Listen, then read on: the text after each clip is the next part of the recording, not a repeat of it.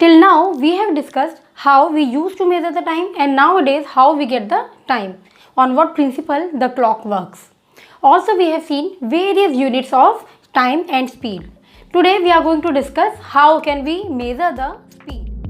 Hello everyone, this is Ratika Roy Bhattacharya. I welcome you all on my YouTube channel Study Together with Ratika. Let's do some. So for measuring speed, it is first of all important कि हम ये समझें कि speed होता क्या है.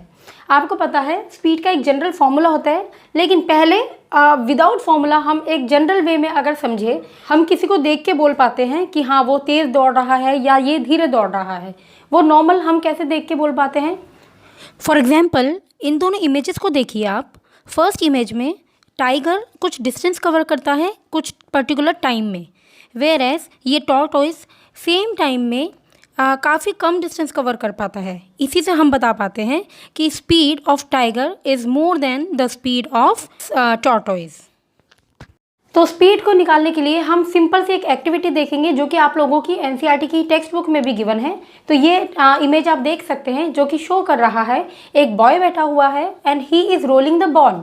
जब वो बॉल फेंक रहा है तो बॉल कुछ स्पीड से जाएगी और एक लाइन है यहाँ पर, ठीक है. यहाँ पे आप देख पा रहे हैं बीच में एक लाइन है. जैसे ही लाइन को वो बॉल क्रॉस करती है हमें उसका टाइम नोट करना है कि कितने सेकंड में या कितने मिनट में वो बॉल उस लाइन को क्रॉस करती है, और उसी के बेसिस पर हम स्पीड निकालेंगे. तो आप लोगों ने ये एक्टिविटी, ये इमेज देख लिया है, तो अब हम लोग आगे बढ़ते हैं कैसे करके ये स्पीड हम कैलकुलेट करेंगे. अब हम वो देख लेते हैं. सो नाउ ये बॉल है यहाँ पर जो कि रोल करती हुई आ रही है और इस लाइन को जो कि ड्रॉ की हुई है ऑलरेडी, इस लाइन को वो क्रॉस कर रही है.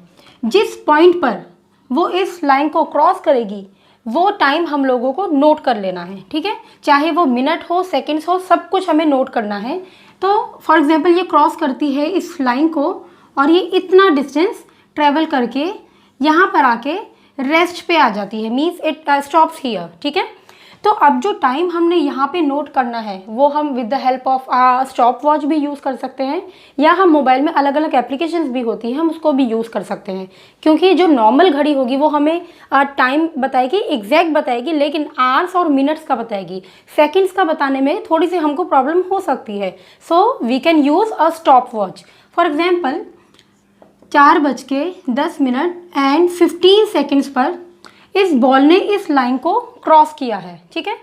अब वो ऐसे यहाँ से रोल होती हुई आ रही है and after it stops we again have to see the time. अब क्या टाइम हुआ है?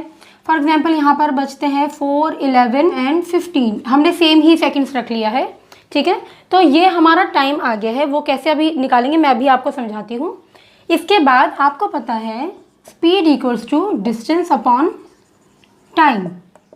डिस्टेंस मेज़र करने के लिए ये जो लाइन है हमें इसका डिस्टेंस पता होना चाहिए, और ये लाइन क्या है, मतलब इतना सा डिस्टेंस इस बॉल ने कवर किया है, ठीक है.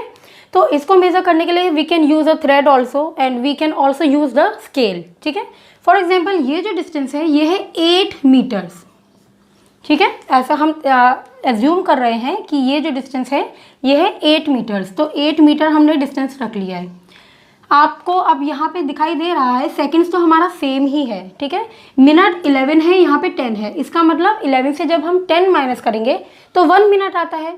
इसका मतलब ये टाइम कितना यूज़ हुआ इतना डिस्टेंस कवर करने के लिए? 1 मिनट. ये मीटर है और ये 1 मिनट है. मोस्ट प्रोबेबली हम स्पीड को कैलकुलेट करने के लिए या तो किलोमीटर पर आवर को यूज़ करते हैं या मीटर पर सेकंड यूज़ करते हैं, ठीक है. तो हम ये 1 मिनट को हम सेकंड्स में कन्वर्ट कर देंगे. तो ये हो जाएगा 8/1 मिनट में 60 सेकंड्स होते हैं, ठीक है. तो 8/16 यहाँ पे मीटर पर सेकंड आ जाएगा. इसको हम और रिड्यूस कर सकते हैं. तो 2/15 आया. इसको हम और रिड्यूस कर सकते हैं बाय डिवाइडिंग इट.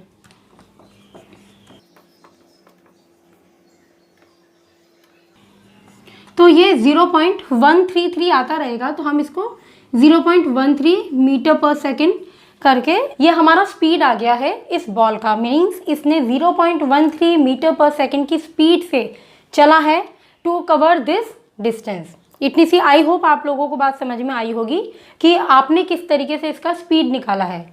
अब मान लीजिए आपको कभी एग्जाम में न्यूमेरिकल मिलता है कि मीटर पर सेकंड में आंसर आने के बाद you have to convert it into kilometre per hour, जो कि एक लार्जर यूनिट होती है। तो हम उसको कैसे करके कन्वर्ट करेंगे, हम उसको भी देख लेते हैं।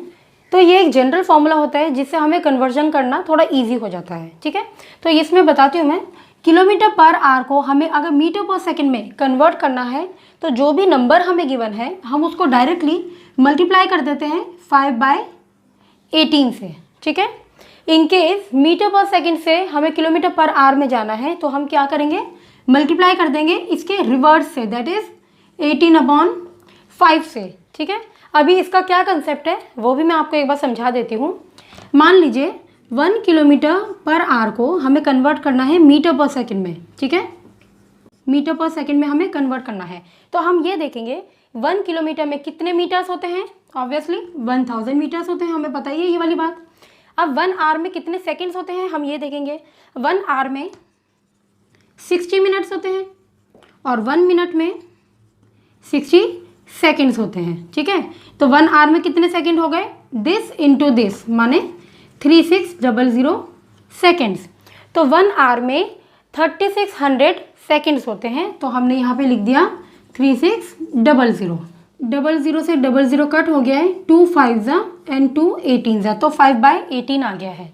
किलोमीटर पर आवर से मीटर पर सेकंड में जाने के लिए हम क्या करेंगे, डायरेक्टली जो भी नंबर गिवन है उसको 5/18 से हम मल्टीप्लाई कर देंगे, तो ये आ गया हमारा 5/18। और इसका वाइस वर्सा उल्टा कर देंगे अगर हमें मीटर पर सेकंड से किलोमीटर पर आवर में जाना है।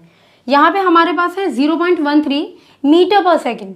इन केस हमें टीचर ने बोला है इसको किलोमीटर पर आवर में कन्वर्ट करना है तो हम क्या करेंगे, हम 0.13 को इसके रिवर्स से, दैट इज यहाँ से देख लीजिए 18/5 से मल्टीप्लाई कर देंगे, ठीक है।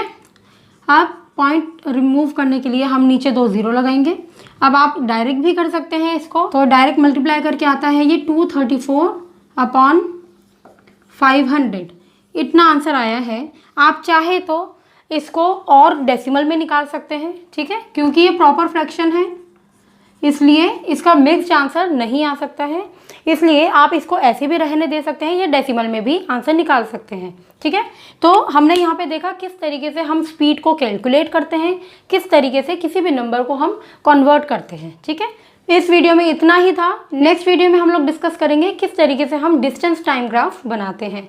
प्लीज़ नेक्स्ट वीडियो को मत मिस कीजिएगा क्योंकि वो बहुत ही इंपॉर्टेंट टॉपिक होने वाला है और मैंने देखा है बहुत स्टूडेंट्स को टाइम ग्राफ बना या डिस्टेंस टाइम ग्राफ बनाने में बहुत प्रॉब्लम होती है। So see you next time, take care and be safe.